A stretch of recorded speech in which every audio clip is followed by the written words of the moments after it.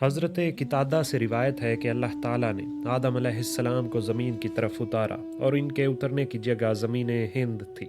हज़रत अब्दुल्ला बिन अब्बास से रिवायत है कि अल्लाह ताला ने सबसे पहले आदम अलैहिस्सलाम को उतारा था। अबू अल आलिया से रिवायत है कि आदम अलैहिस्सलाम को हिंद की तरफ उतारा गया। हज़रत अली से रिवायत है कि ज़मीन में सबसे उम्दा जगह हवा के एतबार से हिंद है। अल्लाह ताला ने यहाँ आदम अलैहिस्सलाम को उतारा और यहाँ के दरख्तों को जन्नत की हवा से मुअल्लिक़ किया था। इब्न अब्बास रज़ी अल्लाह अन्हु से रिवायत है कि आदम अलैहिस्सलाम को ज़मीन हिंद में और हवा को जद्दा में उतारा गया। बस आदम अलैहिस्सलाम इनकी तलाश में निकले, यहाँ तक कि वो दोनों इकट्ठे हो गए।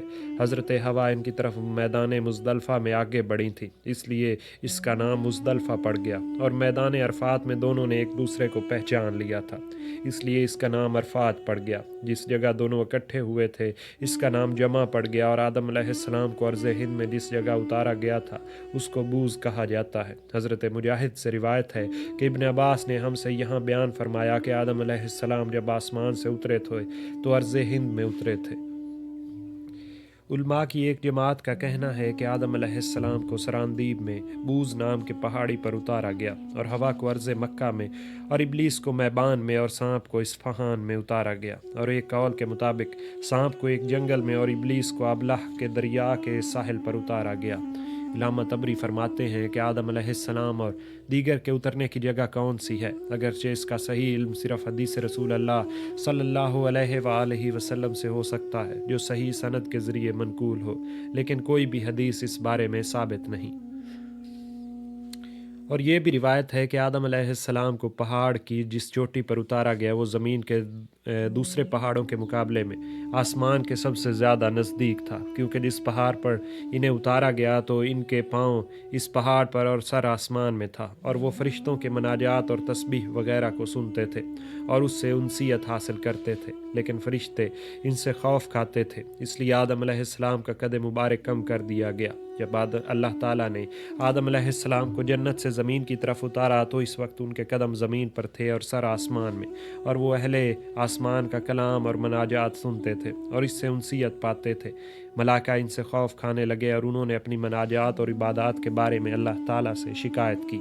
बस अल्लाह ताला ने आदम अलैहिस्सलाम को ज़मीन की तरफ पस्त कर दिया। जब आदम अलैहिस्सलाम को वो मनाजात सुनाई ना दी जो अब तक सुनते थे तो बड़ी दिक्कत महसूस की और अपनी मनाजात और इबादत के बारे में अल्लाह ताला से शिकायत की। सो अल्लाह ताला ने इनका रुख मक्का जाने वाले रास्ते की तरफ कर दिया। तो जिस जगह कदम रखते थे वो शहर और खाली जगह, जंगल और बेयाबान बनते चले जाते थे, यहाँ तक कि वो मक्का पहुँच गए। अल्लाह ताला ने जन्नत के याकूत में से एक याकूत ज़मीन पर उतारा और वो काबा की जगह रखा गया। बस आदम अलैहिस्सलाम मुसलसल इसका तवाफ़ करते रहे। जब तूफ़ान नूह आया तो वो याकूत उठा लिया गया। फिर जब इब्राहीम खलीलुल्लाह को भेजा तो उन्होंने काबा की तामीर फरमाई। फिर जब अल्लाह ताला ने आदम और हवा अलैहिस्सलाम को बरहना देखा तो उनको हुक्म दिया कि एक दुम्बा ज़िबा करें, जो कि इन 8 किस्म के जानवरों में से था जिनको जन्नत से नाजिल किया गया। बस उन्होंने दुम्बा लिया और इसकी ऊन ली और उसे हवा ने काटा और दोनों ने मिलकर उसे बनाया। आदम अलैहिस्सलाम ने अपने लिए एक जुब्बा तैयार किया और हवा ने अपने लिए एक दुपट्टा और चादर तैयार की और दोनों ने ये लिबास पहना। अल्लाह ताला ने आदम अलैहिस्सलाम की तरफ वही की कि मेरे अर्श के बिलमुकाबिल ज़मीन में मेरी एक मोहतरम जगह है, वहाँ जाओ और इस जगह मेरे घर की तामीर करो, फिर इसका भी तवाफ़ किया जाएगा जैसा कि तुमने मेरे फरिश्तों को अर्श का तवाफ़ करते देखा है। इस जगह मैं तुम्हारी और तुम्हारी औलाद की भी दुआ कबूल करूँगा, बशर्ते कि तुम मेरा हुक्म मानो। आदम अलैहिस्सलाम ने कहा, ऐ मेरे रब, मैं ये काम कैसे करूँगा, हालांकि मैं ताकतवर भी नहीं और ना इस जगह से वाकिफ़ हूँ। बस अल्लाह ताला ने एक फ़रिश्ता मुकर्रर किया, वो इन्हें मगरिब की तरफ ले गया। आदम अलैहिस्सलाम का जिस किसी भी बाग पर गुज़र होता और वो उन्हें अच्छा लगता तो वो कहते कि मुझे यहीं ठहरा दो, लेकिन फ़रिश्ते ने कहा कि तुम्हारी मुकर्ररा जगह आगे है। यहाँ तक कि मक्का पहुँच गए। रास्ते में जिस जिस मकाम पर वो ठहरे वो सब आबादियों में तब्दील हो गए और जिस मकाम को छोड़ दिया वो सब बेयाबान और जंगलात में तब्दील हो गए।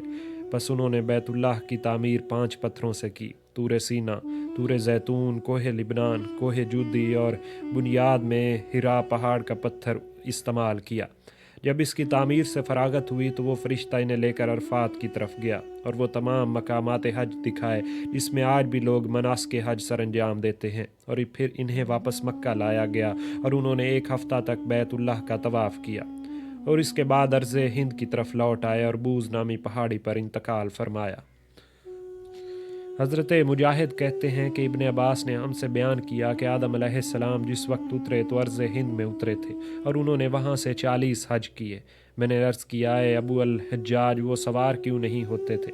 فرمایا کون سی چیز ہے جو انہیں اٹھا سکتی؟ اللہ کی قسم ان کا ایک قدم 3 دن کی مسافت کے برابر ہوتا تھا اور ان کا سر آسمان میں پہنچا ہوا تھا۔ ملائکہ نے ان کے سانسوں کی شکایت کی، پس رحمان نے انہیں نیچے کی طرف کر دیا جس کی وجہ سے وہ 40 سال کی مسافت کے بقدر پست اور ان کا قد چھوٹا ہو گیا۔ ابن عمر رضی اللہ عنہ سے روایت ہے کہ اللہ تعالیٰ نے آدم علیہ السلام پر وحی فرمائی کہ بیت اللہ کا حج کرو۔ آدم علیہ السلام اس وقت عرض ہند میں تھے، پس وہ ہند سے حج کے لیے آئے اور وہ جس جگہ بھی قدم رکھتے تھے وہ کوئی بستی بن جاتی اور ان کے قدموں کے درمیان خالی رہ جاتی تھی، وہ جگہ بیابان میں تبدیل ہو جاتی یہاں تک کہ وہ بیت اللہ پہنچ گئے۔ پس انہوں نے طواف کیا اور تمام مناسک حج ادا کیے، پھر عرض ہند کی طرف لوٹنے کا ارادہ کیا اور چلے، یہاں تک کہ جب وہ عرفات کے تنگ راستے پر پہنچے تو فرشتوں نے ان سے ملاقات کی اور کہا اے آدم آپ کا حج کامل اور مقبول ہے۔ پس ان کے دل میں عجب آ گیا۔ جب فرشتوں نے اس کو محسوس کیا تو کہا اے آدم ہم نے اس گھر کا آپ کی پیدائش سے 2000 سال پہلے حج کیا تھا۔ یہ سن کر آدم علیہ السلام نے اپنے آپ کو چھوٹا اور کم خیال کرنے لگے۔